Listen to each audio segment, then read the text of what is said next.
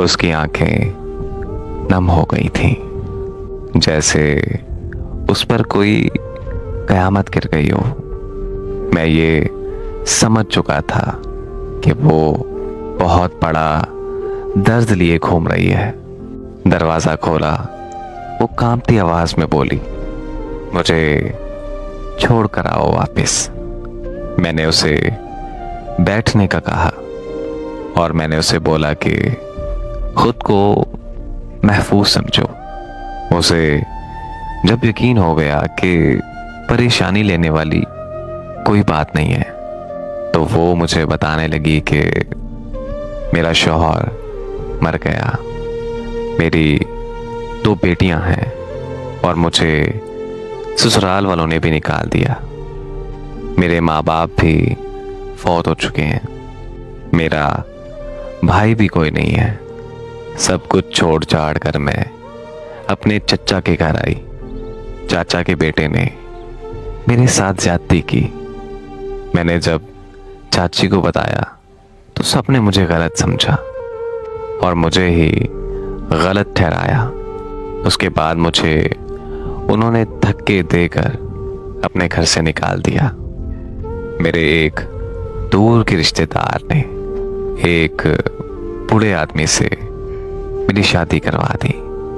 उसके जवान बच्चे थे और उनके बच्चों ने मुझे बहुत जलील किया। फिर मेरा वो शौहर भी फौत हो गया। बेटियों को साथ लिए दर बदर भटकने लगी।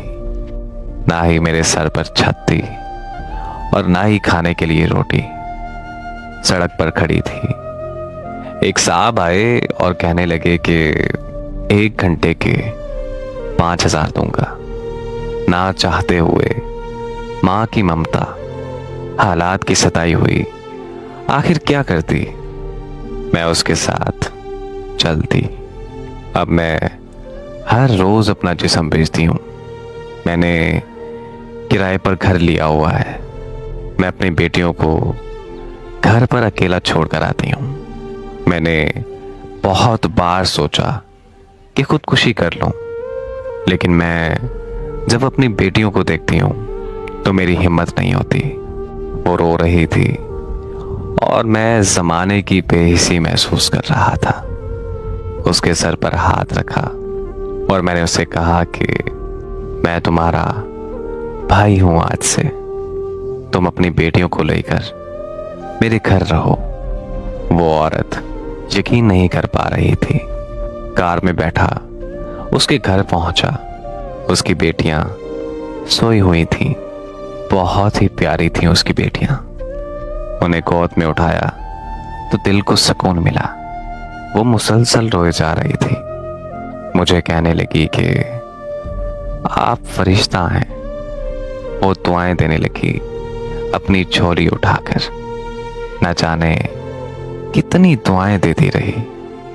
बस मैं आखिर पे एक बात कहूंगा, अगर तुमको पेट भरने के लिए 4 दीवारी से बाहर नहीं जाना पड़ रहा, अगर तुमको जिस्म नहीं बेचना पड़ रहा, अगर तुम्हारे सर पे चादर है, अगर लोग तुम्हारा सौदा नहीं करते, अगर तुम्हारा दामन पाकीज़ा है, अगर तुम रात को महफूज बना कहाँ में सोती हो, तो ना करना बर्बाद अपना आशियाना, वरना रोंद दी जाओगी, नोच ली जाओगी।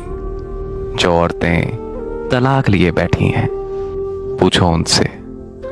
और फिर सारी जिंदगी ये ताना सुनते गुजर जाती है, अगर ये इतनी ही अच्छी होती तो तलाक ही क्यों लेती। खैर, वो लड़की अल्हम्दुलिल्लाह से महफूज है, लेकिन वो रोती है।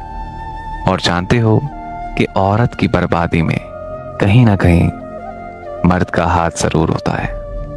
मेरी दुआ है कि अल्लाह पाक हर बहन, हर बेटी की इज्जत महफूज रखे।